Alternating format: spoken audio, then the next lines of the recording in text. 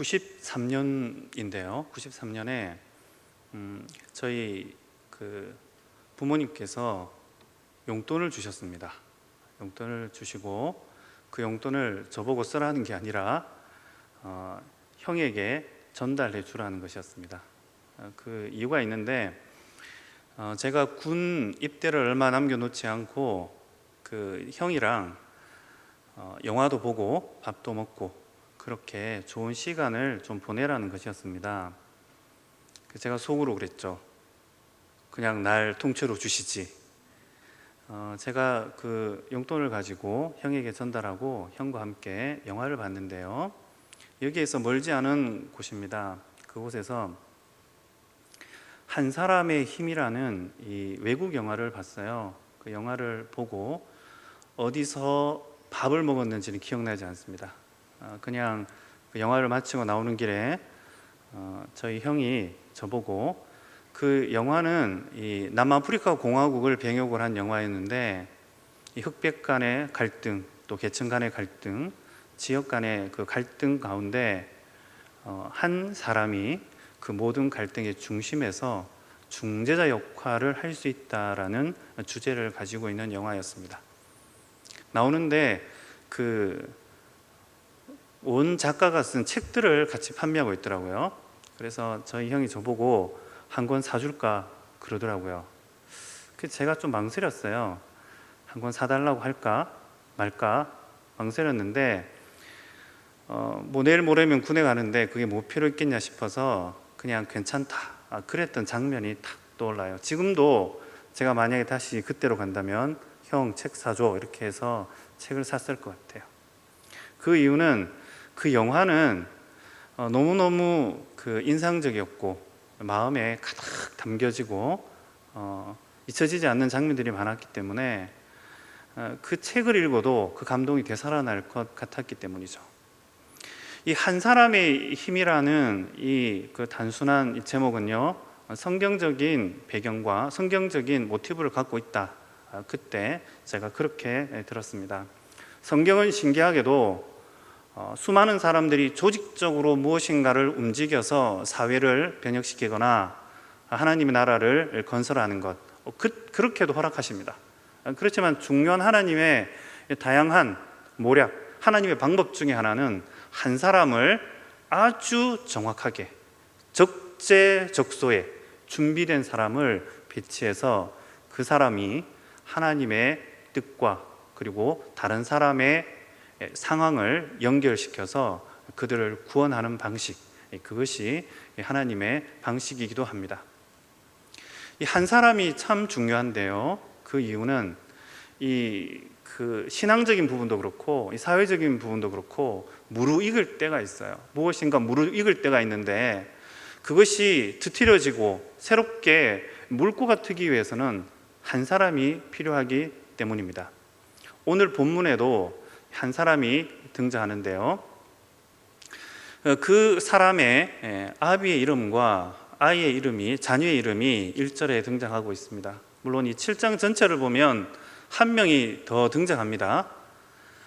이 본문을 통해서 우리가 하나님으로부터 하나님께서 지금도 한 사람을 찾으시고, 또 바꿔 말해서 지금은 신앙생활을 하고 있지 않지만, 지금은 낙담해서 교회를 떠나 있지만 되돌아오는 그 한 사람이 교회와 민족의 하나님의 도구가 될 수가 있고, 또 믿지 않는 누군가, 앞으로 우리가 교회의 사명을 따라서 누군가를 정말 복음으로 우리가 기도하고 데려올 때 그 한 사람이 하나님의 나라를 위해서 어떻게 쓰여질지 모릅니다. 한 사람이 소중하다는 마음을 품고 오늘 본문을 같이 한번 상고해 보고자 합니다. 본문의 주제를 먼저 말씀드리면 12절에 나오는데요, 12절에서 하나님께서 말씀하신 것처럼 하나님께서 우리를 떠나지 않겠다, 그것이 바로 오늘 이 전체 7장의 주자입니다. 사무엘은 돌을 취해서 미스바와 센이라는 곳 그 중간쯤에 세우고 그것을 보는 많은 백성들에게 이렇게 고백을 합니다. 기도이기도 하고요. 이 말은 잊혀지지 않고 그 이후에 모든 이스라엘 백성들에게 계속 각인되고 되풀이되고 하나님을 찾는 하나의 방식이 된 것이죠. 여호와께서 여기까지 우리를 도우셨다 하고 에벤에셀이라고 그렇게 한 것입니다. 또 정확히 말하면 에벤에셀의 하나님이 여기에 우리와 함께 포진해 계신다, 이렇게도 번역할 수 있는 것이죠. 하나님은 늘 우리와 함께 하십니다. 하나님은 성령으로 또 그 거룩한 말씀으로 우리를 떠나신 적이 없어요. 그럼에도 불구하고 우리는 늘 불안해하고 두려워하고 이 결국이 어떻게 될까 마음 쉽게 놓지 못하고 그렇게 지내는 때가 얼마나 많습니까?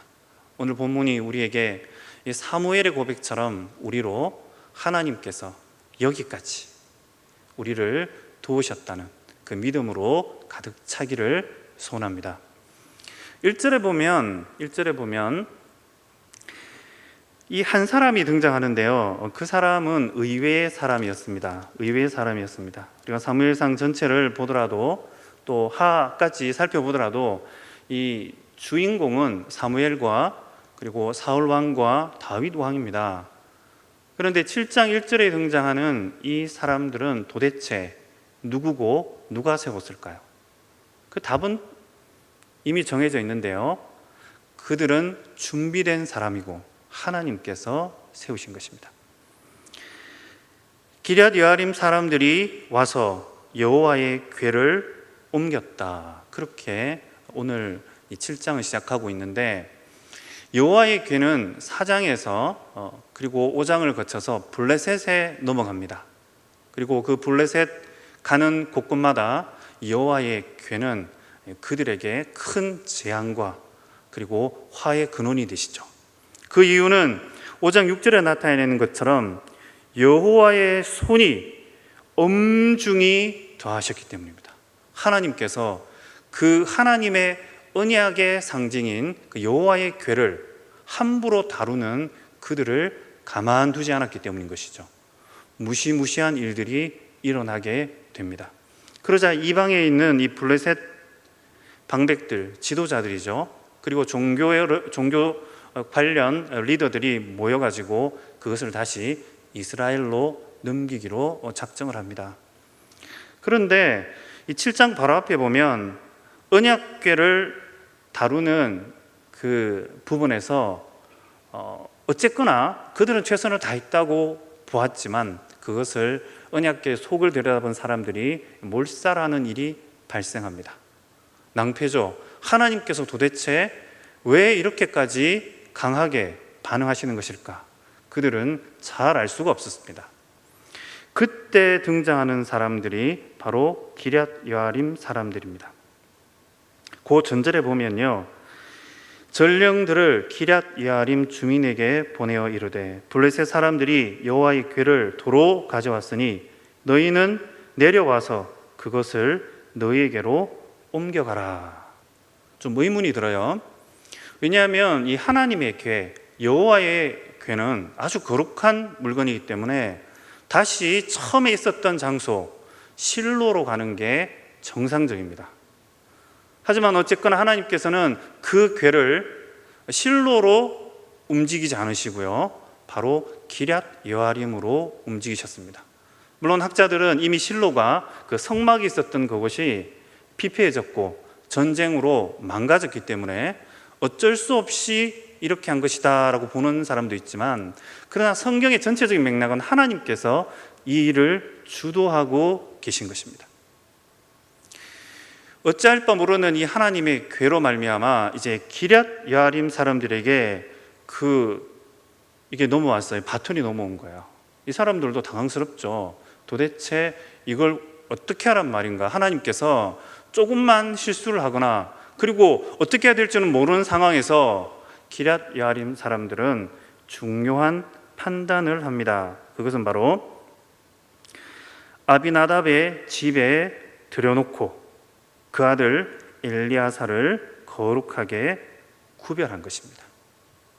여러분, 이 부분이요, 그 당시 이 법궤를 다루었던 사람들의 지혜와 그들이 어떻게 하나님의 마음을 읽었는가 하는 부분을 알게 되는데요.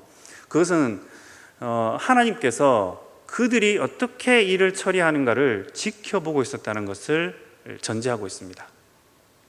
이 거룩히 구별해서 한 사람을 세우는데요, 거룩하게 구별했다는 이 말은 우리가 민수기 6장에 나와 있는 것처럼 나시린으로 그를 구별하였다는 것입니다. 이 나시린으로 구별함으로 말미암아 그 궤를 섬기고 봉사할 수 있는 사람으로 그를 지명하게 된 것입니다. 당시 이 사람들은 하나님께서 그의 백성들과 언약을 맺으실 때 민수기 6장의 나시린 제도를 열어놓으셨다는 사실을 기억하고 있었던 것이죠.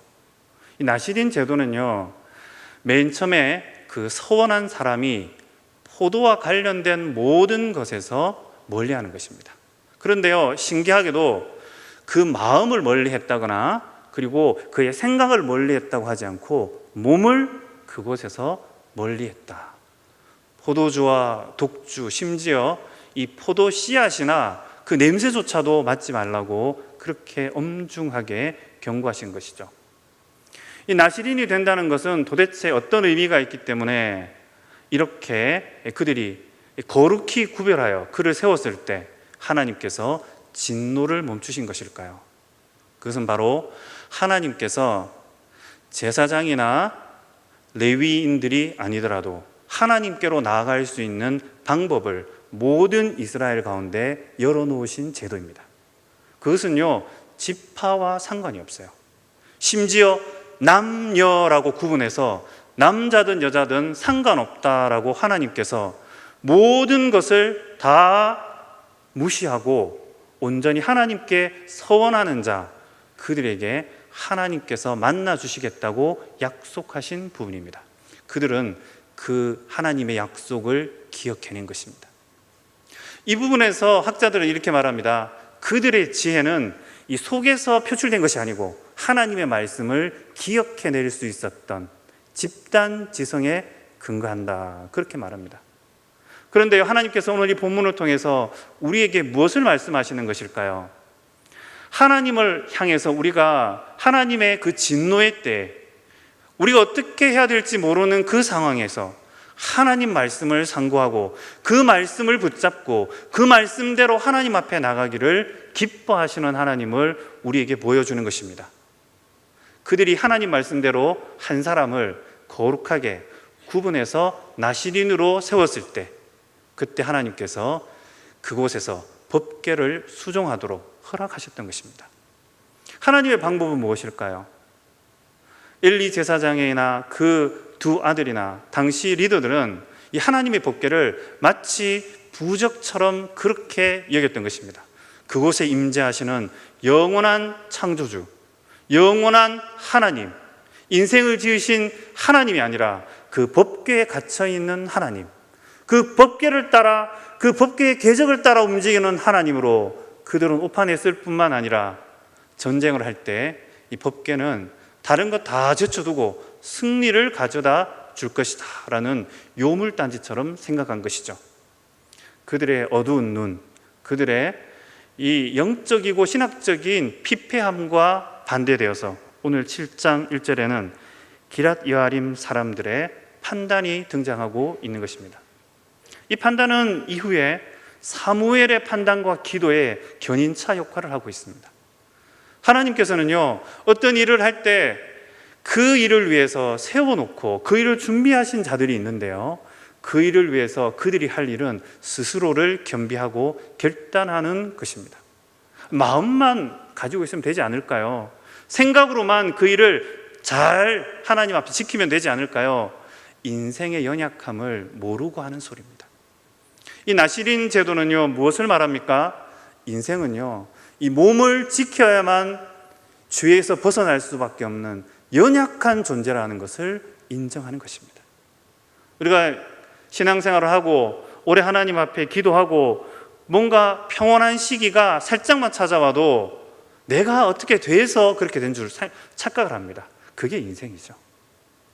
오늘 이 본문에 등장하는 기럇 여아림 사람들은 인생에 어쩔 수 없는 연약함, 하나님께서 막으시면 설 수밖에 없고 하나님께서 열어주시면 갈 수밖에 없는 인생의 연약함, 하나님께서 허락하시는 그 진노와 그리고 하나님의 그 어떤 공의가 어디서 시작했고 어디에 멈추는 걸 알 수 없는 연약한 인생이라는 걸 고백해야 합니다.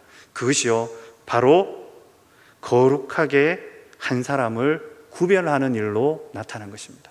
이 거룩하게 구별했다는 말은 그 사람을 나신 위로 세우고 포도주를 금하고 시체를 금하고 머리를 깎지 않는 그 일은요 바로 하나님께서 그 가운데 인생의 연약함을 깊이 깨달았을 때 그곳에서 멈추어 계신 것이죠. 죄를 절감하는 인생 앞에 하나님께서는 은혜를 베푸시는 것입니다. 물론 학자들에 따라서는 이 엘리야살이 다 준비되었고 그는 오랫동안 나시린으로 살았을 것이다 라고 말하지만 오늘 본문은 그렇게 말하지 않습니다. 법궤가 왔을 때 그를 따로 구분했다 그렇게 말합니다. 인생의 어떤 대처나 능력이 미리미리 그냥 잘 준비된 것 같지 않을 그 상황에도 하나님께서는 그것을 흠양하여 받으시는 것입니다. 우리는 이 부분에서 하나님께서 한 사람을 통해서 그 모든 것을 멈추고 계심을 보게 됩니다. 또한 하나님 우리에게 무엇을 요청하고 계십니까? 내가 서 있는 그곳, 우리의 가정을 생각할 때 새벽에 나와서 그냥 가족 한 사람 한 사람을 곱씹으면서 또 하나님께서 주신 이 더가족 서대문교회의 사랑하는 성도들을 한 명 한 명 머리에 떠올리면서 그들의 하루를 위해서 축복하는 그 순간 하나님께서 그 한 사람으로 말미암아 이 교회를 지탱하고 계신 것입니다. 하나님의 방법은 또 하나님의 거룩한 한 교회를 말미암아 민족 전체를 하나님께서 불쌍히 여기시고 멈추시는 분이심을 잊지 말아야 됩니다.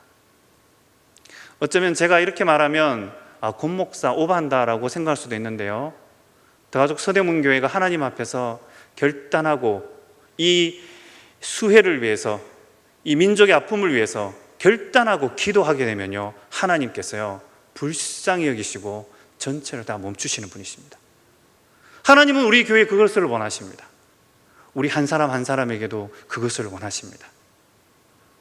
그냥 생각으로 마음으로 그냥 잘 됐으면 좋겠다, 나는 좋은 사람이다, 내 신앙은 좋다, 그게 아니라요 나의 몸은 조그만 그 비집고 그 비치는 빛에도 연약하고 죄의 충동을 느낄 수밖에 없는 연약하기 때문에 마음이 아니라 내 몸도 함께 하나님 앞에서 서원할 수 있는 그 겸허함을 하나님께서 지켜보고 계시는 것입니다. 이 여호와의 궤를 지키게 하였다라는 이 지키다라는 단어는요 하나님의 궤를 지킨 것이 아닙니다. 하나님의 궤를 지킨 것이 아닙니다. 그 하나님의 궤를 수종들므로 말미암아 그 민족 전체를 향한, 그 지역 전체를 향한 하나님의 진노를 멈추게 한 것입니다. 하나님께서는 한 사람을 찾으십니다. 하나님께서는 그 많은 가족들 중에 몇 대 예수 믿어도 상관없어요, 처음 믿어도 상관없어요, 한 사람으로 말미암아 그 사람의 기도에 귀를 기울이시는 하나님, 그 하나님은 우리의 죄를 인정하는 그곳에 서 계시는 것입니다. 2절에 보면 아주 재미난 표현들이 있습니다. 같이 한번 읽어볼까요? 궤가 기럇 여아림에 들어간 날부터 20년 동안 오래 있은지라 이스라엘 온 족속이 여호와를 사모하니라. 놀라운 표현이 나옵니다. 그 궤가 그곳에 있은 지 20년 동안 하나님께서 어쨌든 그 궤로 말미암은 저주와 그리고 하나님의 분노는 발생하지 않았습니다. 그리고요 아이러니하게도 그곳에 20년 동안 있는 동안 한 사람으로 말미암아 그곳의 궤가 평안히 있는 동안 하나님께서는요 하나님을 사모하는 분위기를 20년 동안 무르익게 만드십니다. 기럇 여아림 사람들 그리고 그곳의 궤는 실로에 가지 않았던 이유가 바로 등장하는 것이죠. 그것은 하나님께서 그곳에서부터 새로운 역사를 만들어 가시는 장면입니다. 여호와를 사모하는 마음이 이렇게 커지는데요, 이 표현은 정확하게 다르게 표현하면 오늘보다 내일 하나님을 더 사랑한다는 표현입니다. 놀라운 표현입니다. 이것이 그 백성들 가운데 조금씩 이렇게 팽배해져가는 모습을 나타내고 있는 것이죠. 한 사람의 그 거룩하여짐, 한 사람의 하나님 앞에서의 헌신이 민족 전체의 새로운 분위기를 만들어가고 있는데요, 그 하나님을 사모하는 마음을 하나님께서 차곡차곡 20년간 쌓아가시는 장면입니다. 20년은요, 이제 사무엘이 등장했을 때 그 사무엘의 놀라운 개혁과 폭풍우 같은 하나님의 역사를 가능케 하는 밑거름이 되는 것입니다. 하나님께서는 오늘 우리에게 당장 내가 이곳에서 그냥 아무런 변화도 없고 그냥 눈만 껌뻑껌뻑하고 나갈 수도 없고 들어올 수도 없는 이 상황을 하나님께서 왜 내게 주시나? 그래, 하나님께서는요, 그것으로 말미암아 우리 자신이 겸비하고 하나님을 향해 나아갈 때 하나님께서 무엇인가 쌓아가고 하나님을 향한 그 사랑과 하나님의 역사가 우리 보이지 않는 곳에서 이미 진행되고 있음을 기억해야 됩니다. 그 가운데 하나님의 역사가 출발하는 것이죠. 이제 3절 이하에 보면 사무엘이 등장합니다. 또 한 사람의 나실인이죠. 그의 부모가 그를 그냥 구분해 버렸어요. 이 사무엘은 나실인 중에 여러 가지 양식이 있는데요, 그냥 한 달이면 한 달, 1년이면 1년 이렇게 하시는 분도 있고 나실인을 평생을 드리는 분이 있는데, 사무엘은 그 부모님이 그를 평생에 하나님께 드린 나실인이죠. 그가 온전히 그 이스라엘 족속에게 말합니다. 3절에 보면 그들에게 회개를 촉구합니다. 너희 죄를 깊이 알고 하나님께로 돌아가고 그 이방신들, 특히 아스타롯을 너희에게서 제하여 버리라. 이 제하다는 말은 붓이다. 그러니까 여러분들 혹시 이렇게 무슨 플라스틱 통 같은 걸 발로 밟으면 이렇게 팍 완전히 깨지잖아요, 그죠? 그 단어입니다. 제하다라는 말은 부셔서 완전히 납작하게 부셔버리다로 번역할 수 있는 단어입니다. 그런데 놀랍게도 이스라엘 자손들이 그렇게 합니다. 4절에 보면, 또 5절 6절에 보면 그들이 금식하고 그 사무엘의 말에 순종하고 하나님께로 집중하게 됩니다. 온 나라가 하나님 앞에 다시 회복되는 역사가 일어나게 되는 것이죠. 이 일은요, 이스라엘 전체 역사에서도 아주 획기적인 일입니다. 완전한 그들이 죄악 가운데 있다가 다시 하나님께로 거의 180도 회개하는 이 역사적인 순간에, 근데 여러분 아시죠? 뭔가 은혜 받고 내가 하나님 앞에서 겸비하려고 하면 사단이 가만두질 않습니다. 이 흑암의 세력이요, 그걸 그냥 내버려 두질 않습니다. 7절 8절에 보면 블레셋이 전쟁을 걸어오고 그들 가운데 다시 두려움이 엄습해 왔습니다. 이 하나님을 사모하고 하나님을 기뻐하던 그 마음에 다시 두려움이 찾아오게 된 것이죠. 우리가 그 8절을 한번 볼까요? 8절 같이 한번 읽어보도록 하겠습니다. 8절을 같이 한번 읽어보실 건데, 두려워하던 그 이스라엘 자손들의 반응입니다. 놀라운 그들의 고백이 담겨져 있습니다. 이스라엘 자손이 사무엘에게 이르되 당신은 우리를 위하여 우리 하나님 여호와께 쉬지 말고 부르시죠. 우리를 블레셋 사람들의 손에서 구원하시게 하소서 하니. 이스라엘 백성들이 전쟁에 진짜 전쟁을 치르시는 분이 누구신지를 그들이 깨닫고 사무엘에게 요청하는 것입니다. 이 은혜의 순간을 이 전쟁의 상황이, 전쟁의 국면이 막을 수 없었던 것이죠. 그 은혜는 계속해서 그들 속에서 메아리 치고 있는 장면을 보여주고 있는 것입니다. 그때 이 사무엘은 번제를 드린 다음에 하나님 앞에 온전한 예배를 드리고 그 기도를 간구를 하는 장면이 9절에 이어서 나오고 하나님께서 응답하셨다라는 본문이 등장하게 됩니다. 이 하나님의 응답, 이 부분이 바로 그 백성들을 향한 하나님의 마음을 보여주는 장면입니다. 이 기도에 관해서 우리가 지금 이 교회는 어떻게 기도해야 될까, 이 문제에 직면해 있는데요, 권사님 한 분이 그 얘기를 하시더라고요. 그분이 세댁 때, 그분 연세를 제가 말씀드리진 않겠습니다. 세댁 때 이제 아이 둘을 데리고 이제 농사를 짓는 곳이니까 한적한 곳에 그 농사를 짓고 계셨는데 요즘처럼 비가 그냥 며칠 계속 내렸대요. 길이 끊기고 그리고 냇가는 범람하고 너무너무 무서워가지고 권사님께서 한 명은 손잡고 걸리고 한 명은 등에 업고 비가 오니까 그 주위에 있는 비닐 있잖아요. 농사 지을 때 쓰는 비닐을 아이들에게 뒤집어 씌우고 본인도 뒤집어 쓰고 어디로 갈까 고민하다가 철길이 기억나더래요.